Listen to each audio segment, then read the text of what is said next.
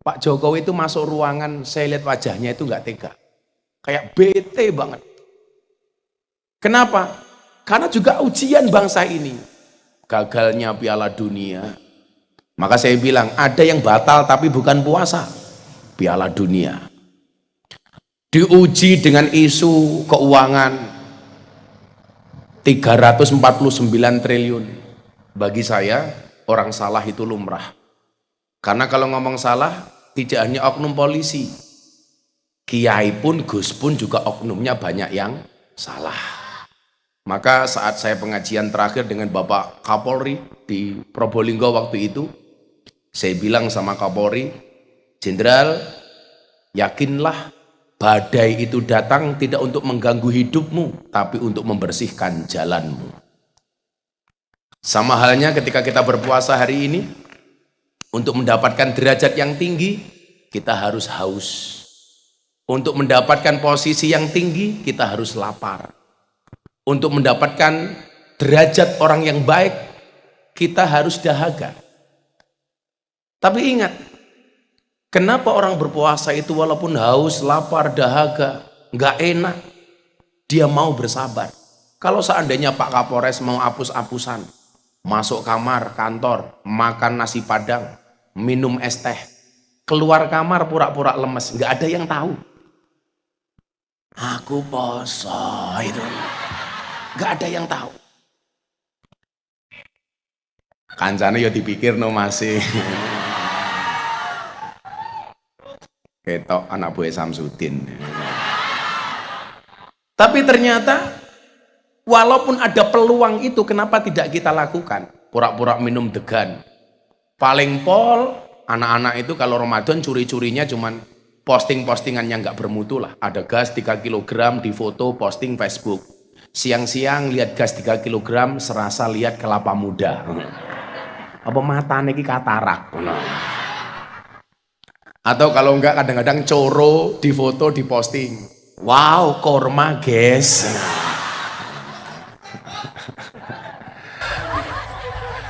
Tapi tidak lebih dari itu, masuk kamar minum air putih atau ngopi, enggak. Pertanyaannya adalah kenapa orang berpuasa mau bersabar walaupun enggak enak? Jawabannya satu. Kenapa orang berpuasa mau bersabar walaupun dia haus, lapar, dahaga? Jawabannya adalah karena orang berpuasa yakin adzan maghrib pasti datang. Ya. Artinya apa, Bapak Ibu yang saya muliakan? Hari ini barangkali di antara kita semua yang hadir pasti mendapat ujian dari Allah. Pak Kapolres pasti punya ujian tersendiri. Pak Bupati ada ujian tersendiri. Pak Ketua Dewan ujian tersendiri. Apa ujian Ketua Dewan? Ujiannya adalah susah mengecilkan perutnya. Ini juga ujian dan ujian. Wis diwangi poso ya tetap lemu gitu loh. Tapi santai Pak Ketua Dewan. Ada teori yang mengatakan 100 kg di bumi itu sama dengan 30 kg di Mars. Itu artinya Pak Ketua Dewan tidak gemuk, hanya salah planet. Nah, semuanya orang punya ujian masing-masing. Bahkan kemarin tanggal 2 April ketika saya diminta untuk kembali berceramah di hadapan Bapak Presiden, Pak Jokowi itu masuk ruangan, saya lihat wajahnya itu nggak tega, kayak bete banget. Kenapa? Karena juga ujian bangsa ini, gagalnya Piala Dunia. Maka saya bilang, ada yang batal tapi bukan puasa, Piala Dunia. Diuji dengan isu keuangan 349 triliun. Ketika saya berbicara dengan teman-teman pejabat, saya bilang ini mekanisme alam untuk membersihkan Indonesia, Pak. Coba kejadian-kejadian yang berlangsung ini kadang-kadang tidak nalar. Tapi ini cara Allah membersihkan Indonesia. Dimulai dari kebodohan seorang jenderal bintang 2. Membunuh anggotanya dengan sangat. Ini bagi saya, ini bukan cacian kepada kepolisian, tapi justru cara Allah membersihkan kepolisian. Ini bukan sebuah kehinaan. Allah menjaga lembaga kepolisian dari orang-orang yang tidak bertanggung jawab. Makanya para komandan, awakmu pangkatnya cilik ra apa-apa le. Sing penting selamat, daripada bintang 2 vonis mati.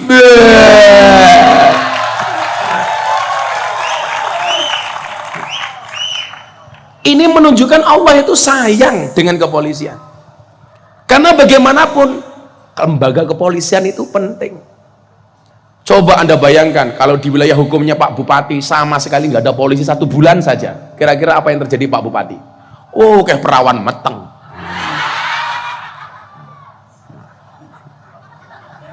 Codot dilawan. Nah, ini cara Allah menjaga Indonesia. Kita akan ngomong ke Indonesiaan hari ini. Kemudian apa?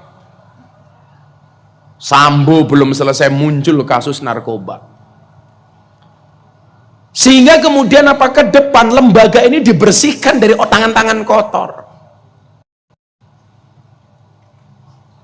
Ketika kejahatan itu sudah pada puncaknya, manusia tidak bisa untuk memperbaikinya, maka yang turun tangan adalah Allah.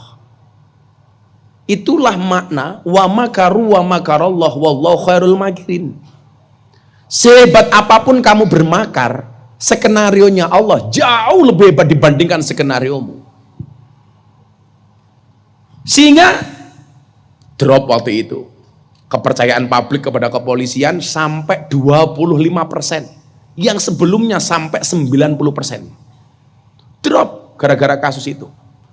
Saya bilang sama teman-teman, kebetulan saya sama Mas Agus ini sama-sama AKBP. Kalau beliau Ajun Komisaris Besar Polisi, saya juga AKBP. Aku kiainya bawa polisi. Mau ngomong beda pendapat dan beda pendapatan. Maka mohon maaf para polisi yang di atas panggung, kita berada di atas panggung yang sama, tapi dengan amplop yang berbeda. Ya, khusus Pak Bupati, kalau ngundang saya nggak ada anggaran, gampang Pak Bupati, bayarlah pakai BPJS.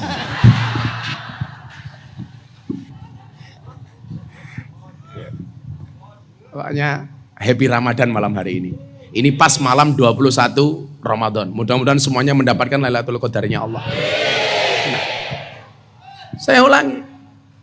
Katakanlah begini ibu-ibu, punya suami kok tidak bertanggung jawab. Anda terus didolimi. Yang pertama, dakwatul madlum mustajabun. Doanya orang didolimi itu mustajabah. Kemudian yang kedua apa? Kalau pasangan kita terlalu bengis, sudah, kembalikan ke Allah. Toh pasangan itu kan titipan dari Allah. Kok punya istri, uang dikandani, ya Allah, pun kula balik teng jenengan. Piye carane kula marut jenengan ya Allah? Golek meneh matamu, golek meneh. Lah golek meneh, aja kondo-kondo. Makanya kan kemarin saya sindir Mas Agus di hadapan Presiden. Rapimnas TNI Polri terakhir, Pak Jokowi kan berpesan begini, tolong para anggota awasi WA grup para istri supaya tidak terpapar paham radikalisme. Jangan sampai suaminya aparat tapi istrinya membenci negara, menjelek-jelekkan pemimpin. Saya bilang, perintah presiden ini sangat bagus supaya para suami mengawasi HP istri. Pertanyaannya adalah, emangnya suami berani? Yang ada itu Pak Bupati, istri ngawasi HP suami, bukan suami ngawasi HP istri. Halah mbok ketua dewan lemune kaya ngono, ora wani Pak ketua dewan. Kok jangankan Pak ketua dewan, kiai iki lho diketak bojone goblok dadak tak kandhane. Wong wedok dilawan. Wong wedok ora duwe jabatane menangan kok. Apa meneh dadi polwan. Bah! Wes ngene. Wis medeni. Nah. Cerita pribadi matamu. Nah, samanya hari ini mekanisme Allah itu berjalan di Indonesia. Bagaimana kemudian Allah itu pengen membersihkan semuanya. Awalnya bersih-bersih di lembaga kepolisian. Alhamdulillah sekarang tingkat kepercayaan publik kepada kawan-kawan polisi naik lagi. Ayo kita jaga. Tunjukkan masih banyak polisi yang baik, bukan masih ada, masih banyak. Masih banyak polisi yang memang tugasnya mengabdi kepada bangsa ini. Polisi selesai, Allah bersihkan. Lembaga-lembaga lain Pak Bupati. Hanya melalui kasus seorang anak dipukuli, digajuli, pamer kekayaan. Allah bongkar semuanya. Dan yang membuat saya merinding itu apa? Bapak Ibu, ini korbannya, Mas David ini, setelah koma sekian hari, sekian lama, yang membangunkan dia siapa? Bukan dokter, Pak. Dia mimpi ketemu Gus Dur. Sama Gus Dur disuruh bangun coba. Mungkin dia korban, tapi dia pintu masuk untuk membongkar kejahatan keuangan yang hari ini ada. Sampai kemudian Pak Mahfud MD mengeluarkan statement, ada uang tidak beres 349 triliun. Ini pemicunya siapa coba? David Pak Bupati, anak kecil yang dipukuli. Ini cara Allah membersihkan Indonesia. Makanya coba, kamu para pejabat yang hari ini masih banyak gaya, segera bertobat, segera berubah. Kalau hari ini yang konangan orang lain, kalau kamu tidak segera bertobat, mungkin kamu yang akan segera konangan. Ayo, tak ewangi, tak dongak, kita kancani. Tak kancani untuk berubah. Kan kamu tahu, Gus Miftah, presiden para pendosa. Mila Pak Kapolres dekat dengan saya. Kenapa? Karena dia juga banyak dosanya gitu loh.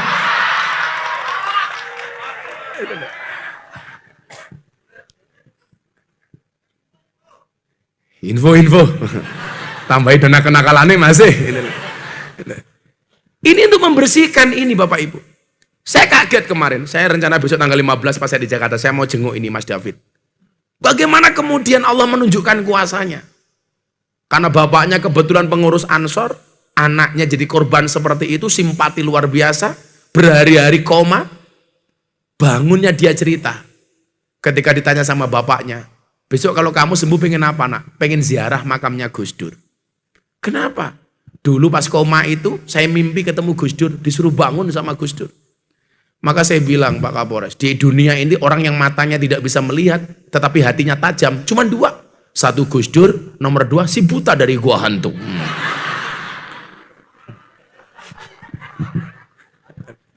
Nah, pemicunya ini Pak. Dibersihkan orang-orang yang tidak bertanggung jawab. Bapaknya yang katanya harganya harta LHKPN-nya hanya 56 miliar. Padahal hanya pejabat eselon 2. Tapi ternyata hartanya sampai 500 miliar. Coba. 500 miliar itu Bu, kalau untuk beli dawet, wong sak Temanggung iso nglangi tak kandani gitu. Kula dingin tuku pisang goreng dibalang ke asu, mlebu UGD asune gitu. 500 miliar loh Pak. Makanya Caca Banser le, kamu mungkin gak punya uang 500 miliar, tapi uripmu berkah le. Makanya kalau saya ditanya hebat mana bah? Banser, TNI, Polri, Banser. Buktinya apa? TNI, Polri banyak SK-nya yang masuk bank untuk hutang. Banser gak ada yang masukkan SK-nya untuk hutang. Loh, bukan karena hebat, tapi karena memang SK-nya gak laku untuk hutang. Ada-ada saja itu loh. Jajal payu ya utang kok. Mosok utang ning bank, Pak, mau utang. Apa anggunanya? Agunanya SK Banser matamu. Tapi nyatanya coba, kadang-kadang Banser Anda lihat punya anak 4, dia nggak punya gaji tetap, ngalor ngidul ngawal kiai, tapi anaknya masih bisa sekolah, masih bisa mondok, betul? Kuwi mergo berkah. Makanya kan saya selalu bilang, jangan minta kaya tapi mintalah cukup. Karena banyak orang kaya tapi tidak merasa cukup. Jangan minta senang tapi mintalah tenang. Karena banyak orang bersenang-senang tapi hatinya tidak tenang. Itu dibongkar Pak. Sampai 500 miliar. Sehingga kemudian apa? Ini menjadi pintu masuk untuk memberikan nasihat bagi yang lain. Menjadi wa'idun, menjadi mawaid. Gus, pejabat kayak bupati, kapolres boleh kaya? Boleh. Tapi ingat pesan saya, kekayaan itu seperti celana dalam. Maksudnya apa? boleh dipakai tapi nggak usah dipamerkan. Kowe iki lak pamer harta, kuwi kaya Superman pamer sempak. Ibu-ibu tahu kenapa Superman kalau terbang tangannya cuma satu begini yang di depan? Karena yang satu nyekel sempak. Men ora mlotrok tak kandhani itu loh. Kalau dibilang pejabat gak boleh kaya, siapa bilang? Boleh, bahkan harus. Kiai pun harus kaya. Yang sering saya contohkan, Imam Abu Hasan As-Sadili, tokoh Sadiliyah, tokoh sufi tapi kaya raya, Pak. Sahabatnya Nabi, 8 orang pertama yang masuk Islam, Abdurrahman bin Auf, hartanya triliunan. Saking kayanya, Pak, dia berdoanya minta miskin. Ya Allah, saya miskin saja ya Allah. Saking kayanya. Kalau warga Temanggung, please, jangan berdoa minta miskin. Kenapa? Belum berdoa saja sudah.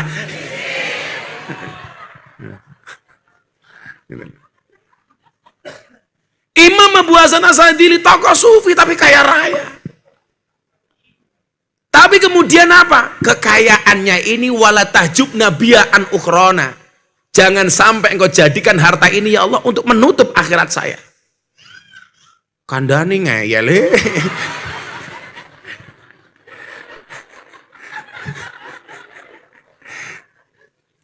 Calon bojone kiai kita iki. Rupamu kaya copet. Nah. Jadi saya tuh lebih menghargai Pak Bupati, Pak Ketua Dewannya. Kalau ada pejabat nulis LHKPN, berani menulis semua yang dia miliki, tapi bisa dipertanggungjawabkan. Kan sekarang enggak, Pak. LHKPN itu rata-rata ngapusi. Ditulis apa adanya, karena banyak yang tidak ditulis. Kalau ditulis, tidak direkayasa, takut ketahuan kayanya. Justru saya menghargai pejabat yang berani menuliskan LHKPN-nya secara benar, dan bisa bertanggung jawab. Daripada kemudian apa? Punya Rubicon, tapi ternyata belum masuk ke LHKPN. Ini masalah, Pak. Kenapa Anda harus kaya tapi nggak usah pamer? Karena begitu Anda pamer, banyak orang yang tersakiti. Siapa? Rakyatmu. Itulah kenapa begitu banyak kompleksitas bangsa ini kemudian Allah hadirkan bulan Ramadan. Yang di dalamnya kita diperintahkan untuk berpuasa.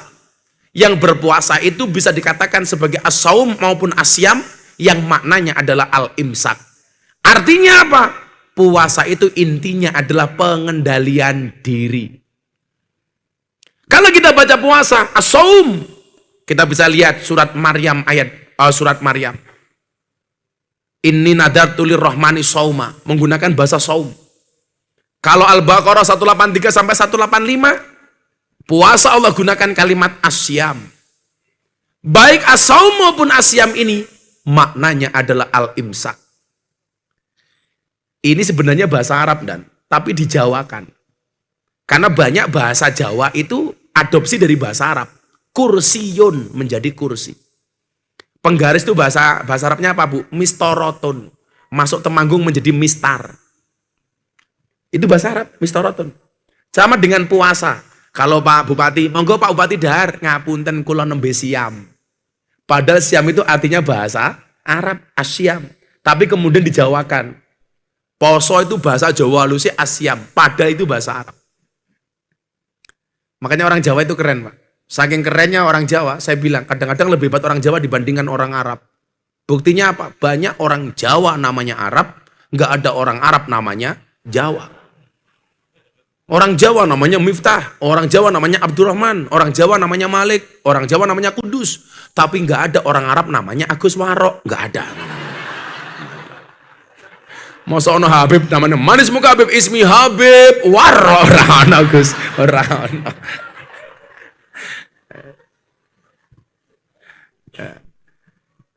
Nah, Bapak Ibu, saya tidak mau berbicara asom atau asyam ini. Tapi maknanya adalah al-imsak. Imsak itu artinya apa? Menahan diri, Pak. Dalam konteks Anda sebagai pejabat, ayo menahan diri. Menahan diri apa? Menahan diri untuk tidak berperilaku menyakiti hati rakyatnya. Bersimpati dengan rakyat. Rakyat hari ini mohon maaf kekurangan. Ya nggak usahlah kita pamer kemewahan. Betul? Betul. Kita jaga perasaan mereka. Wong jadi pejabat itu gampang kok. Umpama kamu itu tidak berprestasi, minimal jangan menyakiti. Betul? Udah gitu saja, wis. Kalau memang kamu tidak bisa menunjukkan prestasi, minimal jangan menyakiti. Selesai itu. Nyalon jadi lagi mesti itu. Wong rakyat itu gampang kok dihapusi. Loh, rakyat Indonesia itu paling gampang dibohongi, Bu. Kita benci kayak apapun dengan pemimpin, begitu pemimpin datang senyum saja, wes seneng tak kandani.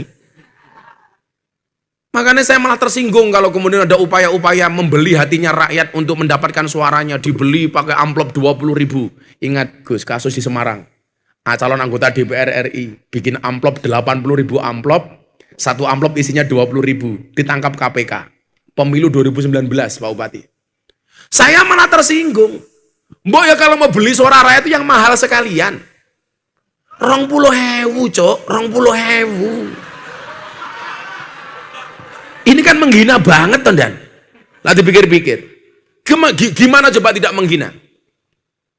PSK di Sarkem yang paling murah.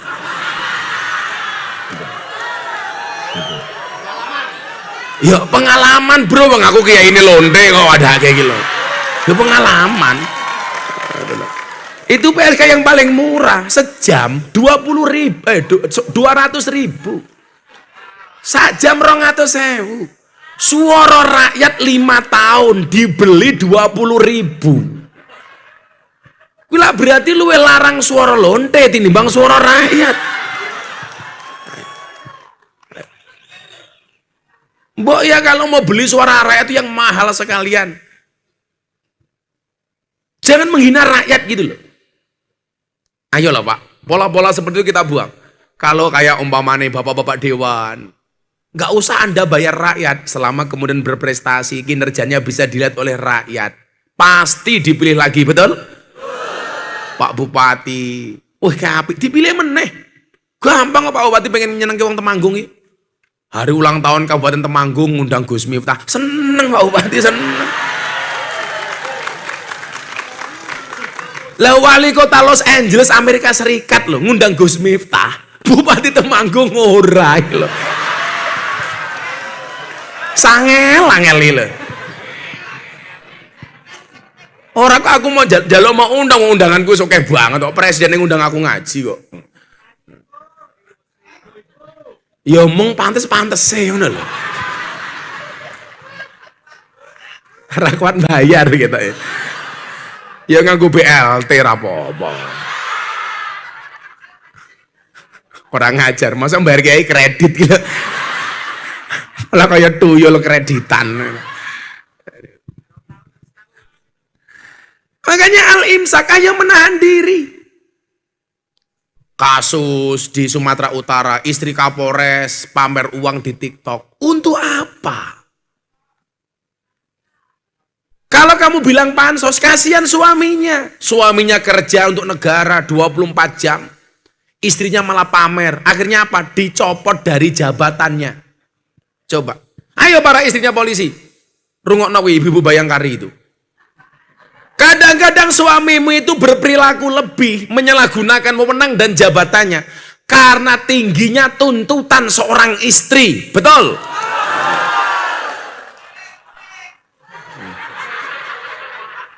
Mesake bojomu.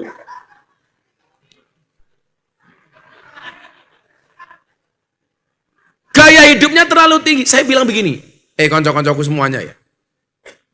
Apa sih bedanya sederhana dengan miskin?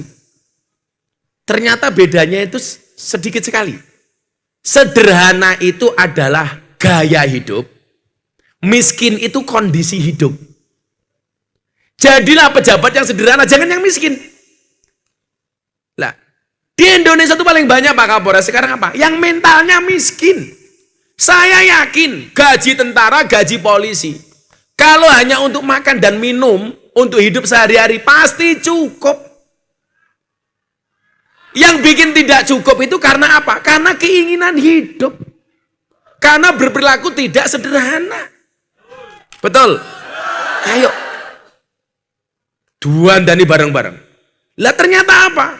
Elek sing lanangi kadang-kadang terlalu tingginya tuntutan seorang istri. Aku ngerti Bu, hari ini cowok good rekening lebih menarik daripada good looking. Tapi jangan sampai kemudian tuntutan seorang, tidak hanya polisi Bu, ya kita juga sama. Wong wedok Temanggung ki rungokno kupingmu. Bojomu ki perlakune aneh-aneh, kadang-kadang apa? Mergo ra kuat disambati karo mbok wedok. Pak aku pengen iki, pengen iki, pengen iki, pengen iki. Akhirnya suaminya diwangi-wangi utang. Yang sebenarnya kelasnya baru naik motor, pengen punya mobil. Motornya dijual untuk DP beli mobil. Sebulan 2 bulan bisa bayar, bisa ngangsur. Bulan ketiga mulai nangis. Nyanyi lagune Gus Dur karo umbah-umbah nang pinggir kali. Uripe ayem. Rumangsa aman dunungi rasa tandha yen iman karo nangis sabar narimo najan pas-pasan randuwe bojo iso cangkem.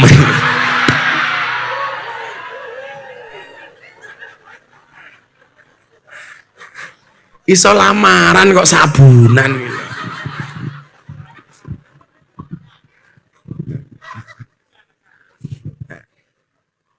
Sehingga Allah menghadirkan al-imsak, ayo ngempet. Rakyatnya ngempet, nggak usah terlalu banyak tuntutan kepada pimpinan, kepada pemimpin. Loh aku kira setuju kok, rakyat dididik mengajukan proposal untuk Pak Bupati. Bupatimu ki lho gajine piro? Loh. Gajine bupati ki mung 5 juta cah. Kula bola-bali gawe proposal untuk bupati, mesake bupatimu kuwi padha karo Pak Bupati mang maling, sing penting kula mau sumbang. Mesake. Pak Bupati gajine pinten Pak Bupati? 6 juta. Terjawab tahun, kenapa nggak bisa ngundang saya ngaji?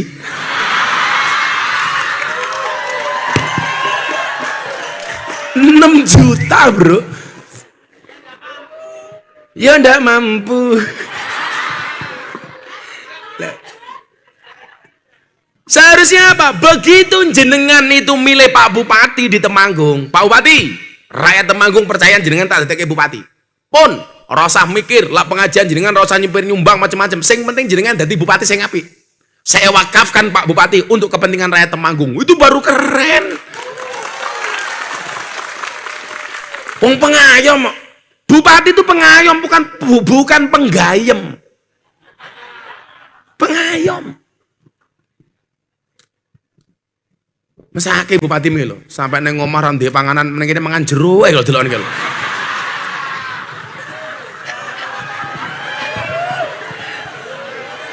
Tak wangi Pak Bupati pokoke, tak wangi. Mohon bersabar Pak Bupati. Ini spesial Pak Kapolres, ini kamera di depan sana itu kamera kru kita dari BTV, acara Jalan Dakwah Gus Miftah, yang tayang setiap Sabtu dan Minggu di Berita 1. Jadi ini adalah satu acara yang kita create untuk menampilkan dakwah ala Ahlus Sunnah al Jamaah ala Gus Miftah. Nah, ibu-ibu yang baru sadar silakan make upnya didandani. Nah, siapa tahu nanti masuk TV gitu loh. Kayak ibu kan mau kipas-kipas itu bukan karena takut kemeringat Pak. Oh wedi wedake luntur lha Pak. Kayak ngono wis tuwa ya jilbabe pink lah. Menjijikkan. Gila nih. Insyaallah. Imsak. Sih selawatan dhisik ya. Ya, selawatan dhisik. Kita mulai dengan minum degan dulu. Makasih. Matamu sing ngelaku cok ngono kancane ya dipikir ngono.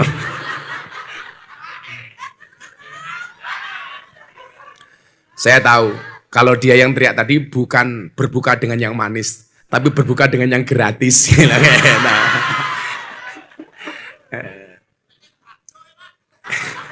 Kayak tadi saya berangkat ke sini, turun dari pesawat mau ngaji di Sukoharjo. Ada yang WA begini. Kiai boleh nggak kalau siang-siang bulan puasa kita puasa kumur-kumur pakai kuah bakso? Iki malah takon nopo teh aku ngono. Kok yono wong takon. Akhirnya saya jawab, sebaiknya di siang hari bulan puasa jangan berkumur-kumur dengan sesuatu yang memiliki rasa, apalagi rasa ingin memiliki. Jeru gitu loh. Untuk apa banyak yang ngajak buka puasa bersama kalau nggak ada yang ngajak hidup bersama? Iya. Yeah. Jeru. Makanya judulnya ngabuburit, ngajak buru-buru merit. Nah. Sing jomblo-jomblo katakan sama cewekmu, berbukalah dengan aku. Kenapa? Karena selain manis aku juga jomblo. Pak Dan Ramil, Pak Dandim. Selawatan yo, saya jadi ingat Dan Ramil ngundang pengajian kiai. Istighosah Pak Dandime datang. Akhirnya dimulai istighosah. Kiai ini wirid. Ya Qadim, ya Qadim, ya Qadim.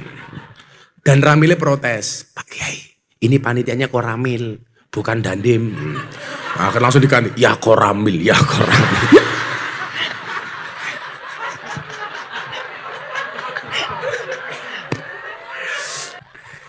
Maka kemudian di dalam ukhuwah ini kita mengenal ada 3 ukhuwah. Ukhuwah Islamiyah, ukhuwah Watoniyah, dan ukhuwah Basyariyah, atau yang kita kenal dengan bahasa lain ukhuwah Insaniyah. Nah, coba, karena kita mayoritas penduduknya Muslim, ya mungkin alasan itu banyak pejabat yang beragama Islam, walaupun mereka yang tidak beragama Islam mempunyai kesempatan yang sama. Contoh, kepolisian. Kapolrinya Bang Sigit Nasrani. Dalam kacamata undang-undang boleh? Oh boleh. Kenapa? Karena kepolisian itu lembaga Kamtibmas, bukan lembaga agama. Yang boleh daftar polisi siapa? Semua agama boleh. Mau Islam masuk polisi? Boleh. Kristen? Boleh. Katolik boleh, Hindu, Buddha, Konghucu boleh. Dharma Gandul saya nggak tahu. Saya kemarin tanya, Gus, tahu nggak agama Dharma Gandul? Saya nggak tahu apa itu Dharma Gandul. Tapi kalau Gandulnya Mbak Darmo, saya tahu. Dharma Gandul ki opo? Nah.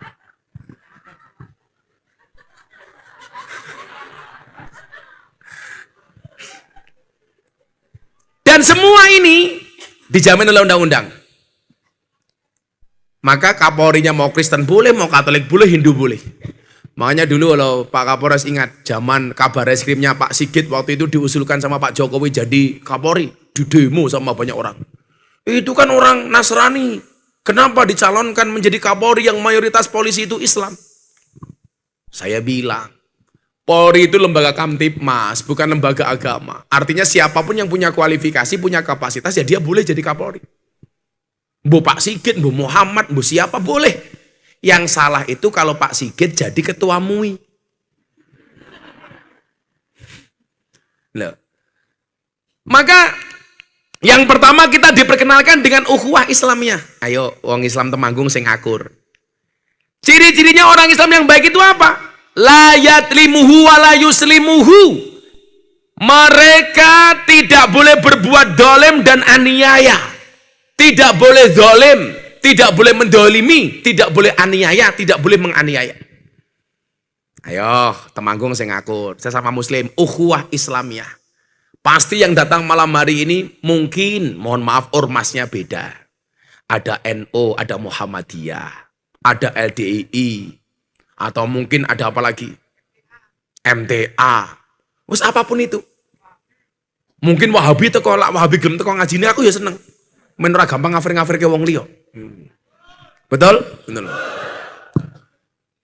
Jangan sampai kemudian apa? Perbedaan ormas saling menjelekkan.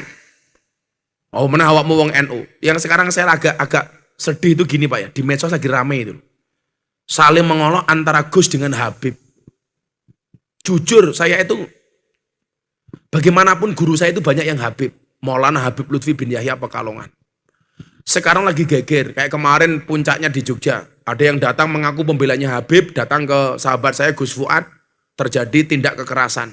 Akhirnya saling lapor Pak Bupati ke kepolisian. Yang datang lapor polisi, yang didatangi juga lapor polisi. Makanya keren, kalau sekarang ada undang-undang pasal restoratif justice itu saya setuju.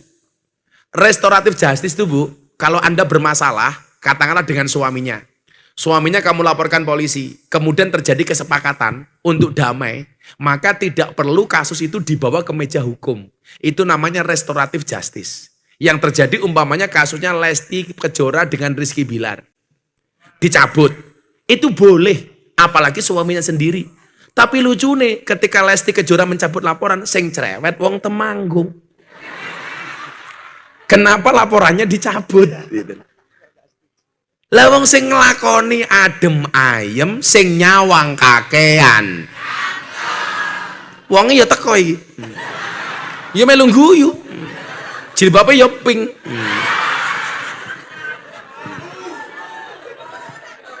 Sing jilbabe ireng insyaallah. Luwih parah. Oh iki yo iki. Luwih parah. Itu namanya restoratif justice.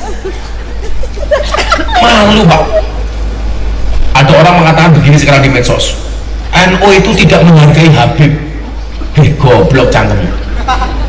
Yaman, Habib dari Yaman itu datang ke Indonesia pertama kali. Yang mau ngopeni itu NU. Tanya Pak Bupati yang aktivis PMI. NU. Orang dulu belum kenal Habib. NU wis ngopeni Habib. Dan persoalan Habib, saya mengutip pendapatnya Sayyid Abdullah Al-Haddad. Wa ala kafatil muslimin ayyatagidu hubbahum wa mawaddatahum wa ayyuwakiruhum wa yu'adzimuhum bi ghairi israfin wala huluwin. Jadi mohon maaf, kalau persoalan dengan Habib itu kata Sayyid Abdullah Al-Haddad, hendaklah orang Islam itu menghormati, menghargai, menyayangi tanpa berlebih-lebihan dan melampaui batas. Sekarang di Indonesia ribut, malah ada usul tes DNA, bener nggak Habib? Kalau yang bener-bener Habib, gue wani apa ngomong Habib Lutfi tes DNA, bacok cangkemmu gue kok, cetowo ngapik itu loh. Tapi lah saya ngaku-ngaku Habib, mungkin perlu Pak Bupati. Kenapa? Karena mencoreng nama baik Habib itu sendiri. Saya itu mohon maaf Bu, saya itu sering banget berseberangan dengan para habaib. Tapi mohon maaf, yang saya lawan itu adalah siasahnya. Karena bagi saya, bedakan antara kiai dengan Habib. Kiai itu dihormati karena sifatinya, Habib yang duriannya Kanjeng Nabi, itu dihormati karena zatnya, karena darahnya. Persoalan dia duriah Kanjeng Nabi, wajib dihormati, tapi siasahnya tidak wajib ditaati. Nah, di Indonesia itu persoalannya adalah kalau berbeda dianggap musuh. Padahal beda itu boleh, yang nggak boleh itu bercerai-berai. Maka wa'tasimu bihablillahi jami'an wala tafarraqu. Berbeda boleh. Contoh, ukhuwah itu kan bisa didasarkan kepada suku, agama, bahkan profesi. Pak Agus profesinya polisi, maka ada ukhuwah coklatiyah. Ukhuwah sesama baju coklat, sesama anggota kepolisian. Bahkan mohon maaf, sama-sama sekolah, muncul istilah reuni. Makanya kalau kamu putus dari pacar kamu jangan bilang mantan, tapi bilanglah alumni. Kenapa? Karena ada potensi untuk reuni. Iya, ngono dan hati-hati, banyak yang reunian dengan modus buka puasa bersama. Iya, hati-hati. Saya itu menghindari banget Pak yang namanya reunian. Karena bagi saya reunian itu nggak mutu kok. Ketemu teman lama ketika sekolah yang dibicarakan kesuksesannya. Kasihan teman kita yang belum sukses. Betul. Kalau mau reuni jangan ngomong keberhasilan kamu. Wih, gimana Pak Agus kabarnya? Kapolres Temanggung. Kasihan teman kamu yang nggak punya pekerjaan. Harusnya kalau reuni itu yang dibicarakan apa? Bosok-bosokan zaman dulu sekolah. Mbiyen ki Pak Bupati ke zaman sekolah mbiyen mbiyen pacaran kalau cewek sing paling merongos sak kelas sumpamane. Itu menarik, Pak. Akrab gitu loh. Kalau membicarakan kesuksesannya, mesake teman-teman kita yang nggak sukses. Wah, Pak Ketua Dewan ki biar cilikane imut banget. Saiki amit-amit ya Allah umpamane. Modusnya reuni tapi menyakiti. Saya berbeda pendapat dengan Habib itu biasa. Tapi saya hormati pendapatnya. Walaupun tidak saya tindak lanjuti. Kan kita orang-orang NU punya kitab namanya Ta'limul Muta'alim. Di situ ada kaidah bunyinya apa? Al-hurmatu khairum minat ta'at. Hormat itu harus lebih didahulukan dibandingkan taat.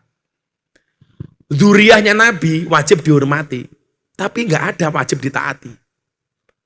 Ini juga sebenarnya kalau teman-teman saya Habib dekat bilang begini sama saya, Gus, kita itu jadi Habib juga beban.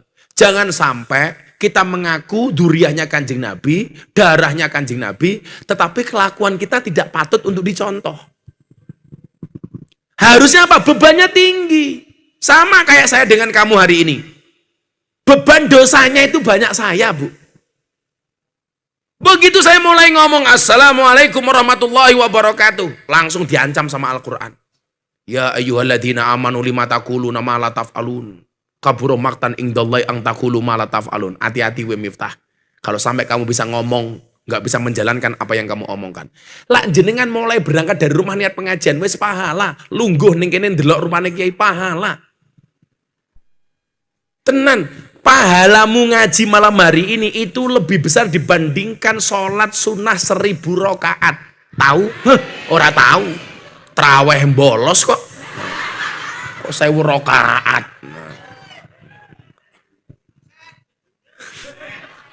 Wong diajak kancane traweh, ayo Mas traweh, malah jawab wis tahu, cangkeme gila.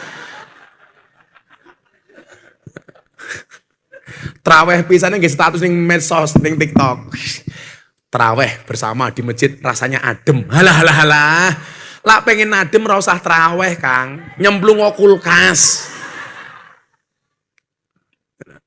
Jenengan duduk begini pahala tok, Bu. Saya itu begitu assalamualaikum langsung diancam. Maka orang segini banyak yang paling potensi dosanya banyak itu adalah saya. Makanya lumrah yang terima amplop juga saya. Karena abot bro, abot. Pandan ramle namung hahe ngono kuwi wis.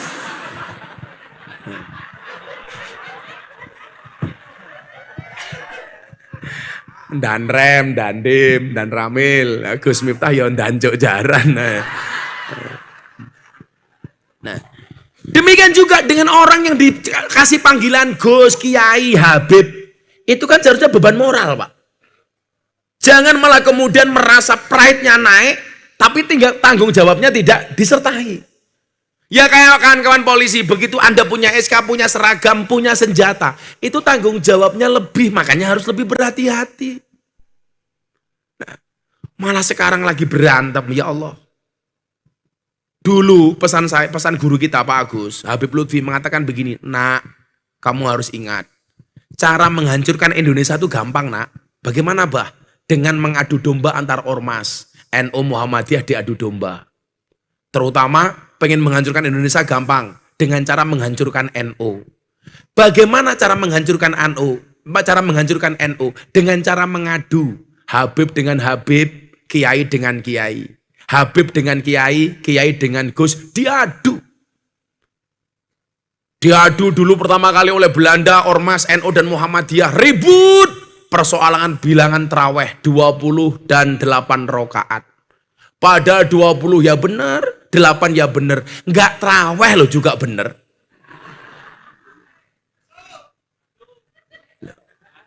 Kamu yang traweh itu kan dalam rangka mencari bonus tambahan. Enggak traweh juga enggak apa-apa.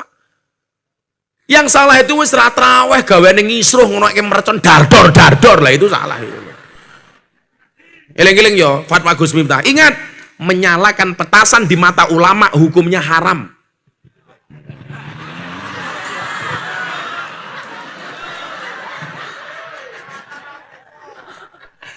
Menyalakan petasan di mata ulama hukumnya haram. Iso mbledos matane tak kandhani.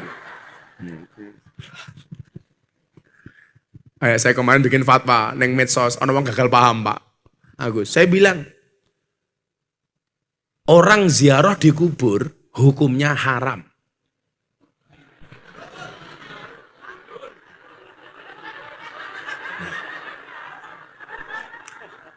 Yang boleh itu orang ziarah kubur.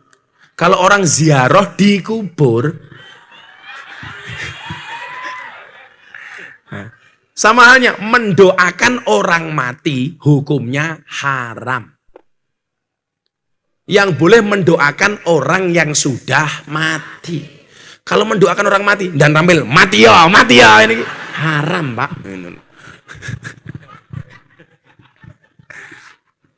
Ini besok mau Idul Fitri, pasti ada sidang isbat untuk melihat bulan. Saya bilang sama Menteri Agama, seharusnya yang memimpin sidang isbat itu perempuan. Kenapa? Karena yang paling tahu datangnya bulan adalah perempuan.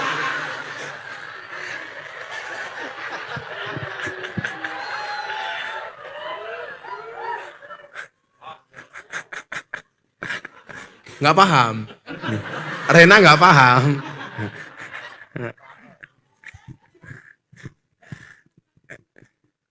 Ya Allah Gusti, malah nyebut ya kiki ngopo ya? Tak santet meteng loh. Ya Allah Gusti. Oh geli. Ya Rena tak kayak wedangnya. Ya tangkap Rena.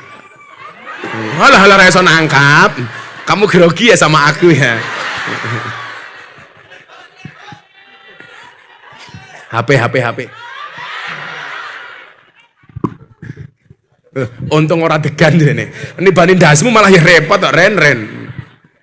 Nah. Ayo ukhuwah Islamnya. La yadlimuhu wa la yuslimuhu. Apa?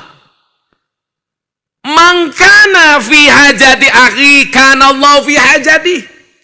Barang siapa membantu hajat saudaranya, maka Allah akan membantu hajatnya.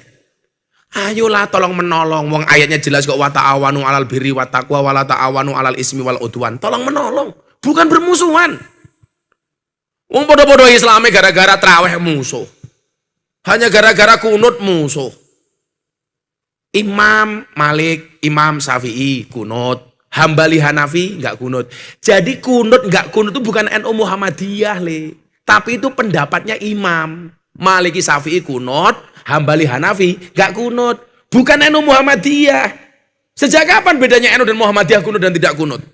Cuman kebetulan NU berkunut, Muhammadiyah tidak berkunut. Tapi alhamdulillah di bawah kepemimpinan Pak Bupati, Temanggung sudah tidak yang ribut gara-gara kunut. Tidak ada yang ribut gara-gara kunut. Kenapa? Karena baik orang NU maupun Muhammadiyah di Temanggung sudah jarang yang sholat subuh.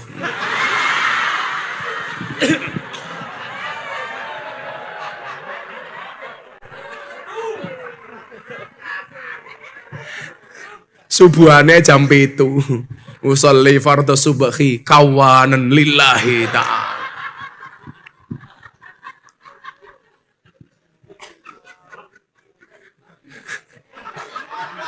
Ngompol kita iki. Iki lowemune yawa saiki. Salah. Ayo, jangan mau kita diadu domba. Itulah kenapa Allah menciptakan lato-lato. Supaya kita tidak gampang diadu domba, wong kita bukan mainan. Yang main lato-lato cukup para istri saja.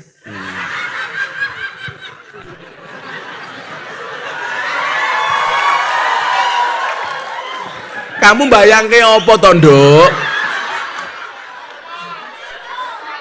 Paling bojomu lato-latone kisut, nduk.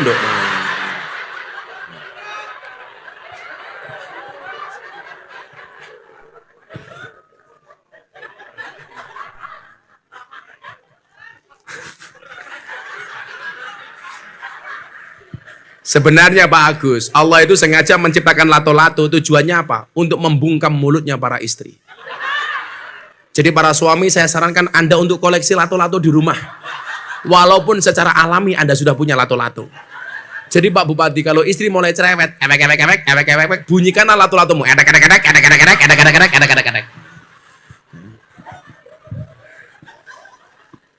Kayak. Kok lato-lato sudah dibunyikan masih cerewet, gampang tatap ke cangkeme. Langsung mingkem kuwi pokoke. Mirena rungokno kuwi.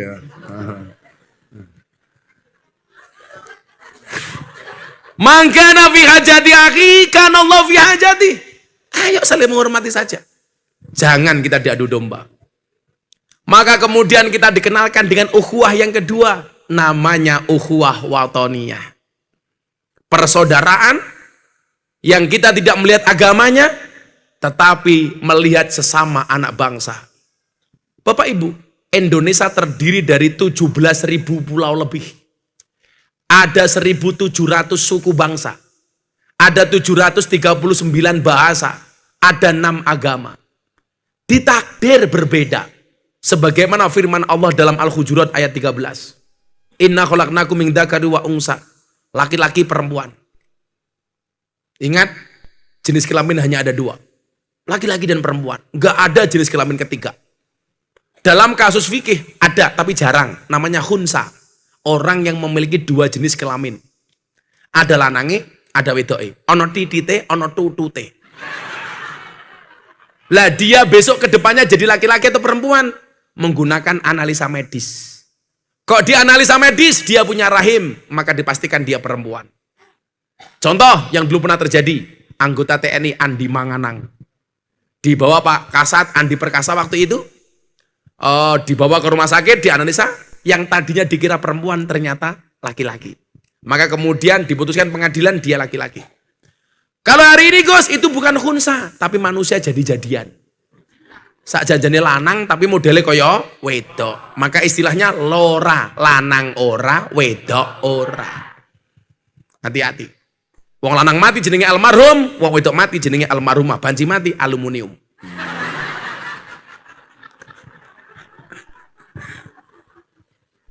Nah.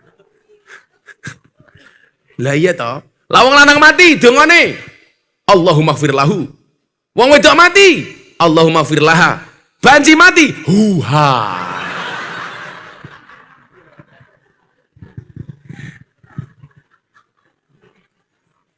Waja'alnakum syu'uban wa qabail. Bersuku-suku berbangsa-bangsa. Ayat ini Pak Kapolres. Tepat banget di Indonesia. Makanya apa? Kalau Indonesia berbeda itu biasa-biasa saja gitu loh. Wong 17.000 pulau kok. 739 bahasa, 1.700 suku bangsa, 6 agama. Makanya saya itu fokus banget ke orasi kebangsaan. Berbicara tentang gerakan moderasi. Karena moderasi itu perintah Allah dalam Al-Quran Al-Baqarah 143 wa kadzalika ja'alnakum ummatan wasaton. Makanya di dalam Hasanah Nahdlatul Ulama kita dikenalkan dengan istilah wasatiyah, moderat. Tidak ekstrem kanan, tidak ekstrem kiri. Namanya wasat itu nduk di tengah-tengah seperti ini. Tidak cenderung kanan, tidak ke kiri. Di tengah-tengah. Maka mohon maaf, hari ini banyak yang berpaham kanan, berpaham kiri. Berpaham kanan. Mereka mengatakan apa? Berpaham kanan, merasa golongannya paling benar, yang lain semuanya salah. Ada satu ustadz yang mengatakan Pancasila itu bid'ah. Orang kafir cinta tanah air. Orang beriman cinta Madinah. Yo jawabanku gampang, mbok yo kono kowe minggato ning Madinah. Ora usah urip ning Temanggung, betul? Dia mengatakan cinta tanah air tidak ada dalilnya. Tapi lucu nih, begitu Palestina dibom karo Israel, bela pertama kali. Kenapa Bu? Kaget kok sendiri sekali cangkemnya, kaget aku. Kaget ini dodo yuk. Apa jantung ini cangkemmu lah ya. Kalau Mbak Rena gak kaget, karena dia seperti pohon pisang. Punya jantung tapi gak punya hati. Iya. Itulah perempuan. Perempuan itu kalau teriak, kalau menangis yang ditutup pasti mulutnya. Laki-laki matanya. Kenapa laki-laki kalau menangis ditutup matanya? Karena laki-laki sadar diri. Dosa paling banyak seorang laki-laki berangkat dari matanya. Makanya hati-hati Bu. Cowok itu laki-laki itu mohon maaf. Kalau di jalan lihat cewek cantik dia akan teriak, wow. Pulang lihat istrinya, weh. Nah, kalau cewek beda. Kalau teriak nangis yang itu pasti mulutnya. Kenapa? Karena cewek sadar diri. Dosa paling besar seorang cewek berangkat dari mulutnya. Betul? Milo perempuan kalau pengen selamat gampang. Jagalah mulutmu, lambemu, tutukmu, cangkemmu. Rumus kimianya jagalah CO2T.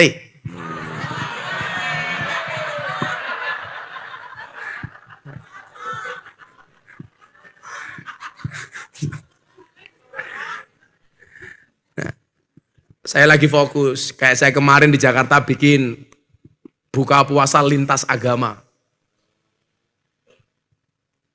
Gaya duwe motor. Sombong. Paling blombongan ya. Dan lah ono cah temanggung amplope kenal poti blombongan dan kok amplope gitu loh. Ojo mau seneni dan gampang wae, rasa mau tilang. Bocahe kupingnya tempelnya knalpot blayeren dan heng. Jebol kupingnya. Lah wong kita itu udah aneh-aneh kok. Tuku mercon, duripke, banter, kupingnya tutupi dhewe mbok goblok. Lah niatmu tuku mercon nak pengen ngrungokke swara to. Mana tutupi iki lho.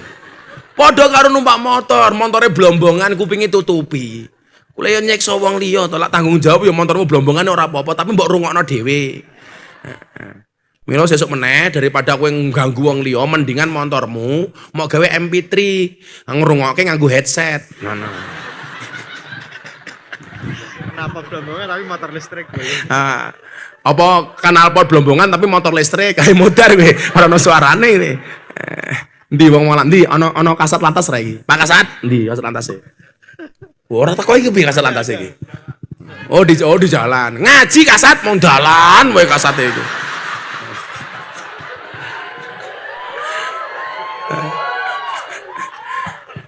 Ora sah hau-hau. Iki pengajian sing goleke sangu kasat lantas iki.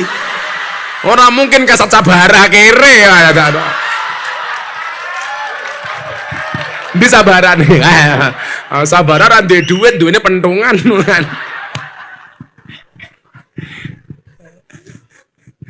Yang paling kena isu hoax itu dari masyarakat apa, Bu? Lantas. Tenan, lantas itu mesake. Kayak dulu. Hati-hati pakai naik motor pakai sandal jepit ditilang. Wih, hoax. Enggak ada himbauan. Itu himbauan, bukan larangan. Artinya himbauan itu disarankan kalau naik motor jangan pakai sandal jepit. Karena kalau sampai terjadi insiden kecelakaan lebih parah daripada yang menggunakan sepatu. Makanya disarankan menggunakan sepatu. Lagian Pak Polisi wedi kalau ibu-ibu naik motor pakai sandal jepit. Karena kalau ditilang berpotensi sandal jepit itu iso nginapuki cangkeme polisi. Wong wedok dilawan dan wong wedok kene dalan menangane ra umum ya, Pak. Rating kanan belok ngiwa ngono ki. Sewangel wong wedok itu kandhane.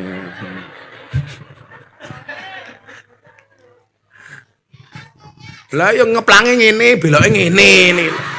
Wis wong wedok itu. Aku tahu nih daneng ndelok wong wedok ditilang mele ra umum itu. Mana STNK-nya? Kenapa kamu langgar lampu merah? Saya pikir nggak ada polisi, Pak. Lho kowe iki goblok men ta iki. Neng polisi dhewe yang ngono, aja gawe getinge masyarakat. Sing paling tak buwun iki siji Pak Kapolres, polisi Cilugba. Jengkel aku. Belok, kan lak belok kiri iki dua kemungkinan le. Ada turn left go ahead. Belok kiri jalan terus atau ikuti rambu-rambu. Nah, aku tahu turn left go ahead, belok kiri jalan terus. Moro-moro ngarep. Iya. Bajingan ya ngono. Enggak boleh kayak gitu. Ana undang-undangnya, Cah. Wong nilang itu momen itu ada peraturannya. Ngasih apa namanya tanda-tanda bahwa akan ada di razia di depan. Gua ana aturane. Kok malah golek-golek. Iki polisi apa tuyul aku ngono. Iya. Mak teratap aku ngono lho, Pak. Sing lucu yang ngono. Saya tuh kan punya ajudan polisi sama ajudan Kopassus. Neng Jakarta mobil sopir ajudan. Neng ngarep ana razia. Lah kok iso-isone ajudanku brimob. Waduh, ana polisi. Lah goblok iki. Lah kowe iki polisi ya, Cok, aku ngono. Iki kepiye to iki aku? Polisi ana razia wedi lho. Apa meneh aku, Cok, aku.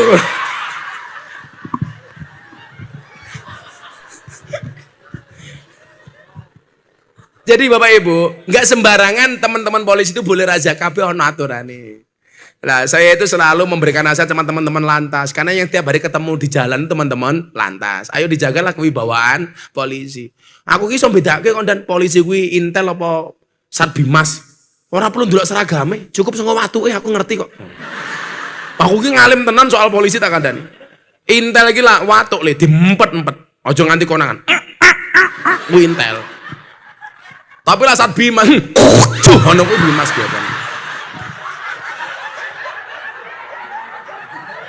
Ngono-ngono kae lah kowe. Dipamer-pamer ki kowe.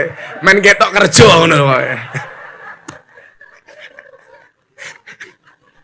Iki ya Bimas iki. Ya ketok MC ki cangkem-cangkem Bimas niki biasa. Sallu ala Nabi Muhammad.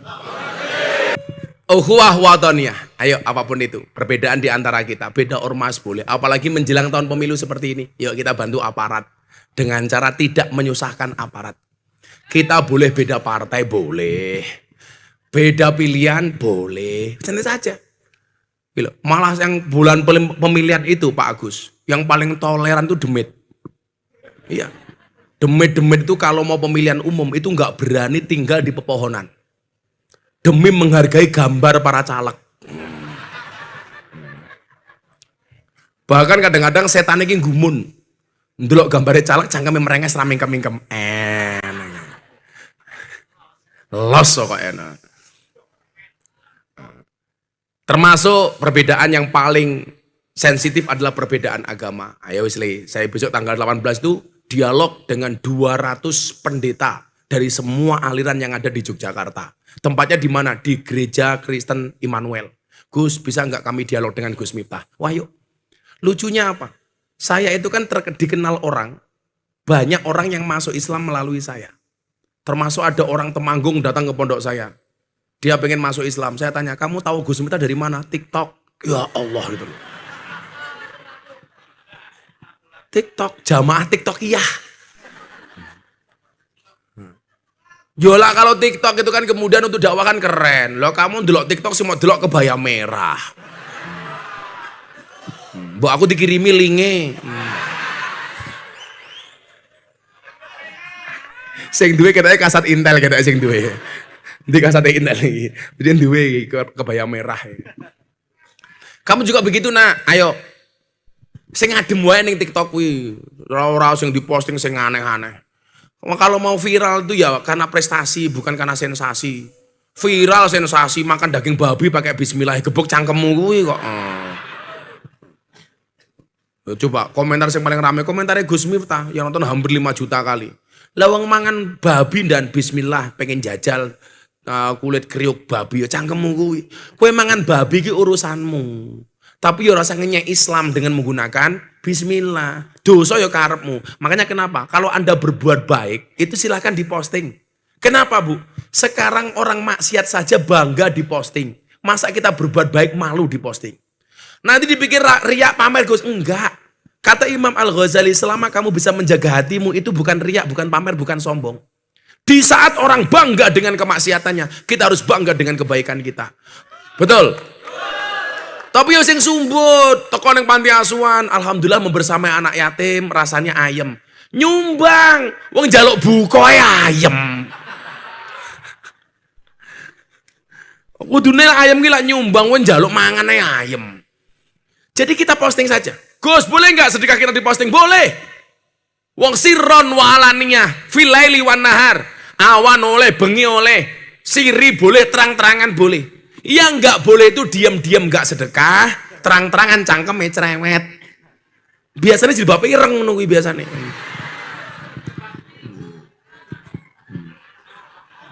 Rena meneh.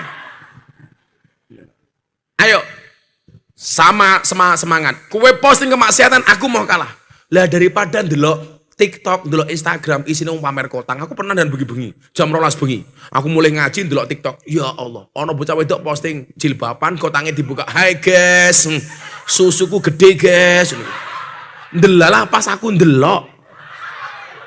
Kan aku bingung. Tak terus ke dosa. Ora tak terus ke barang apik aku ngono. Untung kacamataku ireng. Ini mendelik ora ketok. Bangga dengan kebaikan yang kita lakukan. Selama kita bisa menjaga hati, bukan dianggap sombong, bukan dianggap riak, bukan dianggap sum'ah.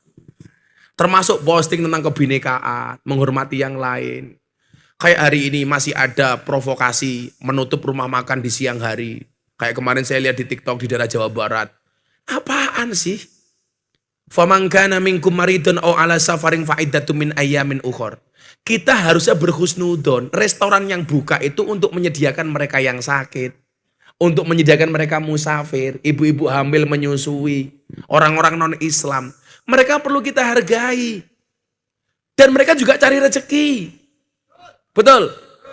Kenapa kita tersinggung? Harusnya kita malu sama orang miskin. Orang miskin itu sepanjang tahun lewat depan restoran gak kuat beli. Mereka gak marah. Kita cuma sebulan tok, kenapa marah-marah? Ayo, kenapa badan? Orang miskin itu sepanjang tahun lewat depan restoran gak pernah nesu. Padahal gak kuat beli. Kita cuma diuji sebulan tok marah-marah. Alasannya hormati orang berpuasa. Sejak kapan orang puasa minta dihormati? As-saumuli kata Allah, puasa itu untukku. Wa ana ajzibi, dan aku yang akan membalas pahala orang berpuasa. Artinya apa? Puasa itu hanya berharap Allah, bukan berharap dihormati. Maka saya bilang, orang puasa itu tidak minta untuk dihormati, tetapi puasa itu akan melahirkan pribadi yang terhormat. Gagah. Aku gila ngaji, nasihat pernikahan. Pas aku poso Daud. Gus, monggo dahar. Sorry, aku poso. Biasa. Itulah alasan, Bu, kenapa orang berpuasa mulutnya bau. Supaya banyak diamnya. Makanya bulan puasa itu yang perlu ditutup bukan restorannya, tapi cangkemnya. Cangkemmu itu tutupan loh. Maka dikatakan diam itu adalah emas. Asumtu hikmatun wa qalilun fa'iluhu. Diam itu emas. Makanya bapak-bapak besok Idul Fitri istrinya minta emas gampang, disuruh diam. Menengah.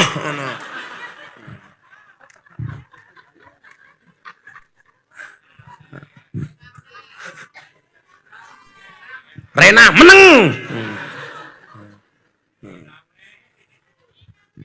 Pantesan banser iki matane ra ndelok aku ndelok Rena kan mau. Mata codot.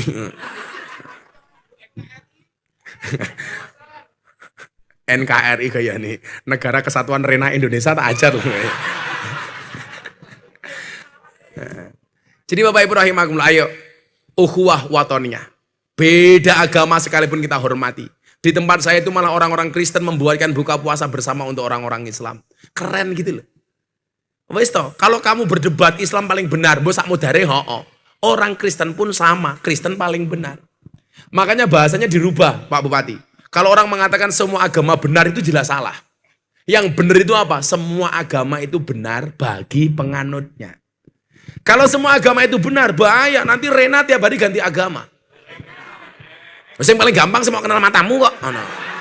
Engko Senin Islam, Selasa Kristen, Rebo Katolik, Kamis Rebo Katolik, Kamis Hindu, Jumat Buddha, Sabtu Dharma Gandul, Minggu Gandul Mbah Dharma.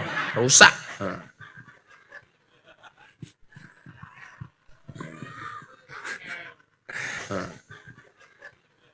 Ukhuwah basyariah. Kita mungkin tidak satu bangsa dengan dia, kita mungkin tidak satu agama dengan dia, tapi ingat, mereka juga butuh kita hormati karena sesama makhluknya Allah Subhanahu wa Ta'ala. Pak Bupati, sudah jam 3:30, waktunya sahur.